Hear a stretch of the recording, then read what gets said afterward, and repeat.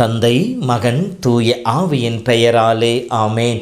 மூவொரு கடவுளுடைய அருளும் ஆசீரும் பாதுகாப்பும் வழி நடத்துதலும் உங்களோடு இருப்பதாக. பாஸ்கா காலம் 3வது வாரம் வெள்ளிக்கிழமை. இயேசுவின் அன்பு சகோதர சகோதரிகளே, கிறிஸ்துவோடு இணைகின்ற ஒவ்வொருவரும் புது படைப்பாக மாற்றப்படுகின்றோம். பழையன கழிந்து புதியன புகுததன்றோ 2 கொரிந்தியர் 5:17 சொல்லப்பட்டிருக்கின்றது. கொலோசியர் 3:9-10 நாம் பழைய மனித இயல்பையும் அதற்குரிய செயல்பாடுகள் களைந்தெறிந்துவிட்டு புதிய மனித இயல்பையும் அதற்குரிய செயல்பாடுகளையும் தரித்தவர்களாக இருக்க வேண்டும். அது எத்தகையது? நம்மை படைத்த கடவுளுடைய சாயல் என்று சொல்லப்படுகின்றது. ஆம், நாம் ஒவ்வொருவரும் கிறிஸ்துவோடு இணைந்து கிறிஸ்துவை அணிந்து கொண்டு கிறிஸ்துவிலே வாழ்ந்து கொண்டிருக்கின்றோம். அப்படி இருக்கின்ற பொழுது பிலிப்பியர் 2:5 இருப்பது கிறிஸ்து இயேசுவில் இருந்த மனநிலையே உங்களிலும் இருக்கட்டும் என்று சொல்லி அழைப்பை விடுப்பதை போல இயேசுவின் மனநிலை நம்மிலே நமதாக மாற்ற வேண்டும். இன்றைய முதல் வாசகத்தில் சவுல் தமஸ்கு நகரை நோக்கி விரைவதும் அங்கே தடுத்தாட்கொள்ளப்பட்ட சவுல் இயேசுவால் முழுமையாக ஆட்கொள்ளப்படுவதும், ஆட்கொள்ளப்பட்ட சவுல் பவுலாக அனனியா மூலம் மாற்றப்படுவதும், இயேசுவை ஆண்டவர் என்று சொல்லி அறிக்கையிட்டு முழுமனதோடு போதிப்பதுமாக சவுல் பவுலாக மாறிய நிகழ்வு கொடுக்கப்பட்டிருக்கின்றது. சவுல் என்பவர் மிகச்சிறந்த பரிசேயராக இருந்தார். பெஞ்சமின் குலத்தில் தோன்றியவராக தார்சிசு நகரிலே பிறந்திருக்கின்றார். மிகச்சிறந்த சட்ட வல்லுநராக இருக்கின்ற கமாலியலிடம் முழுமையாக கற்றுத் தெரிந்தவராக இருக்கின்றார். சட்ட நூல்களை முழுவதுமாக கரைத்து குடித்தவராக இருக்கின்றார். தான் சார்ந்திருக்கின்ற யூத நெறியே மேலானது என்று சொல்கின்ற அந்த எண்ணத்தோடு வாழ்ந்தவர். அதற்கு எதிராக இருப்பவர்கள் எல்லாம் புறம்பானவர்கள், தவறான வாழ்ந்து கொண்டிருப்பவர்கள் என்று சொல்லி நினைத்தார்.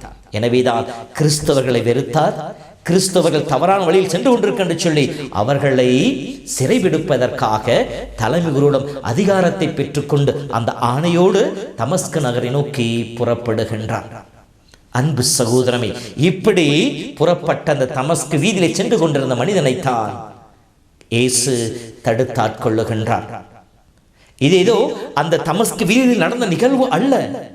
எரேமியா புத்தகத்தில் 23:14 படிப்பதை போல, இதோ நான் உனக்கென ஒரு திட்டம் வைத்திருக்கின்றேன், அது மேன்மையான திட்டம் என்று சொல்லி கடவுள் சொல்லுவதை போல சவுலும் துவக்கத்திலேயே தேர்ந்தெடுக்கப்பட்டார். அதை அவரே சொல்லுவார். கலாத்தியர் 1:15 என் தாயின் கருவில் உருவாவதற்கு முன்னே கடவுள் தனக்கென என்னை முன்குறித்து வைத்தார் என்று சொல்லுவார்.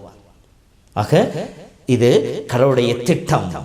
புறவினத்தாருக்கும் அரசர்களுக்கும் இஸ்ரேல் மக்களுக்கும் இயேசுவை அறிவிக்கும் தூதுவனாக, புறவினத்தார் அப்போஸ்தலராக இவர் மாற வேண்டும் என்பது கடவுளுடைய திட்டமாக இருந்தது. ஏற்ற காலம் வருகின்ற பொழுது கடவுளுடைய அந்த தடுத்தாட்கொள்ளும் செயல் தமஸ்கு வீதியிலே வெளிப்படுகின்றது.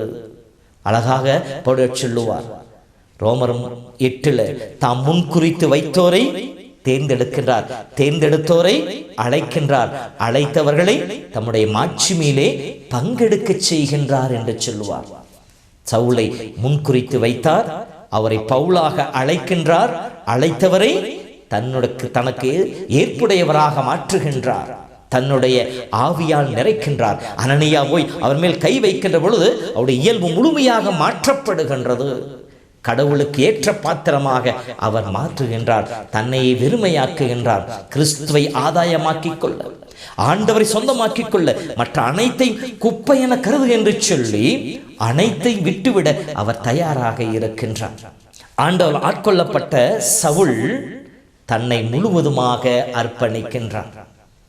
தான் சார்ந்திருக்க நெறிதான் மேலானது என்று சொல்லி வாழ்ந்து கொண்டிருந்தவன் அதற்காக எத்தகைய காரியங்களை செய்வேன் என்று சொல்லி புறப்பட்டு சென்றவன் சீறி எழுந்து கோப வெறி கொண்டு கிறிஸ்தவர்களை துன்புறுத்துவதற்காக சென்ற சவுல் இயேசுவால் தடுத்தாட்கொள்ளப்பட்டவன் முழுமையாக மாற்றப்படுகின்றார். தன் நிலை அனைத்தையும் இழக்கின்றார், தன் சுயத்தை இழக்கின்றார். கலாத்தியர் 2:20 சொல்வார் அல்லவா, வாழ்வது நான் அல்ல என்னிலே இயேசு வாழ்கின்ற சொல்லி. இப்படி அனைத்தை விட்டு விட்டவர், அனைத்து துன்பங்களை ஏற்க தயாரிருந்தவர் தூய ஆவியால் ஆட்கொள்ளப்பட்டவுடன் இயேசுவே ஆண்டவர் என்று சொல்லி அறுதியிட்டு கூற ஆரம்பிக்கின்றார். பார்ப்பவர் அனைவரும் வியக்கும் அளவிற்கு. ஏனென்றால் அனனியாவை கடவுள் தேர்ந்தெடுத்து தமஸ்குக்கு போய் என்று சொல்லுகின்ற பொழுது அனனியா சொல்லுகின்ற வார்த்தை என்ன? ஆண்டவரே, அந்த மனிதன் செய்து கொண்டிருந்த செயல் நமக்கெல்லாம் தெரியுமே என்று சொல்லுகின்றார்.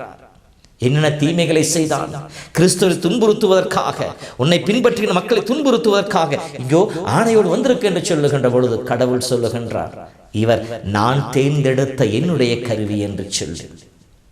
அன்பு சகோதரமே, இந்த சவுல் பவுலாகிய மாறி நிகழ்விலே நிறைய பாடங்கள் இருக்கின்றன.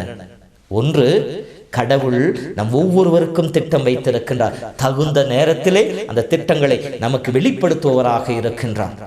அப்படி கடவுள் நமக்கு வெளிப்படுத்துகின்ற பொழுது, கடவுளோடு நாம் இணைகின்ற பொழுது, அவரால் தடுத்தாட்கொள்ளப்படுகின்ற பொழுது, அவருடைய அனுபவத்தை பெறுகின்ற பொழுது நாம் ஒவ்வொருவரும் புது படைப்பாக மாற்றப்படுகின்றோம். தமஸ்கு வீதியில் நடந்த அதே நிகழ்வு ஒவ்வொரு கல்வாரி வழியிலும் நடந்து கொண்டிருக்கின்றது. தன்னையே வழியாக ஒப்பு கொடுத்து சிந்துகின்ற இரத்தத்தினாலும் உடைக்கப்படுகிற உடலாலும் இயேசு நம்மை தடுத்தாட்கொள்ள வருகின்றார், நம்மோடு இணைய வருகின்றார், நம்மை அவரோடு இணைத்துக் கொள்ள வருகின்றார். ஒவ்வொரு கல்வாரி வழியிலும் அந்த தமஸ்கு அனுபவம் நமக்கு கிடைக்கின்றதா? சவுலாக இருந்தவரை பவுலாக மாற்றிய அனுபவம், பழைய மனித இயல்போடு இருந்தவரை புதிய மனித இயல்பாக மாற்றிய அனுபவம் நமக்கு கல்வாரி வழியிலே கிடைத்துக் கொண்டிருக்கின்றதே. அந்த அனுபவத்தை நாம் பெறுகின்றோமா? ஆண்டவரே, நான் என்ன செய்ய வேண்டும் என்று சவுல் கேட்டதை போல நாம் ஆண்டவர் நோக்கி கேட்போம். ஆண்டவரே, உம்மை ஆதாயமாக்கிக் கொள்ள, உம்மையின் சொந்தமாக்கிக் கொள்ள, உமக்காக நான் வாழ, உம்முடைய மனநிலையை பெற்றுக்கொள்ள நான் என்ன செய்ய வேண்டும் என்று சொல்லி கேட்போம். குருவாகிய அனனியா வழியாக சவுலை பவுலாக மாற்றி தூய ஆவியின் கொடையை பொழிந்த கடவுள் இது ஒவ்வொரு கல்வாரி வழியிலும் அப்பரச குணத்திலே நற்கனை வடிவிலே குருவின் வழியாக நம்மை தேடி வருகின்றார். ஆண்டவருடைய அந்த தடுத்தாட்கொள்ள வல்லமை உணர்ந்து கொள்ளுவோம், புது மனிதனாக மாற்றப்படுவோம், பழைய மனிதர்களை கலைந்தெறிய முயற்சிப்போம், புதிய ஆதாமாகிய இயேசுவை அணிந்து கொள்ளுவோம். நம்முடைய சொல்லாலும் செயலாலும் எப்படி பவுல் இயேசுவை ஆண்டவருடைய சொல்ல அறுதியிட்டு பறைசாற்ற, அதை போல நாமும் இந்த உலகிற்கு ஆண்டவரை பறைசாற்றுவோம். ஆண்டவர் உங்களோடு இருந்து உங்களை ஆசீர்வதித்து வழி நடத்துவாராக. எல்லாம் வல்ல இறைவன், தந்தை, மகன், தூய ஆவியின் பெயராலே ஆமென். குணப்படுத்தும், எம்மை குணப்படுத்தும் ஆண்டவரே, எம்மை குணப்படுத்தும்.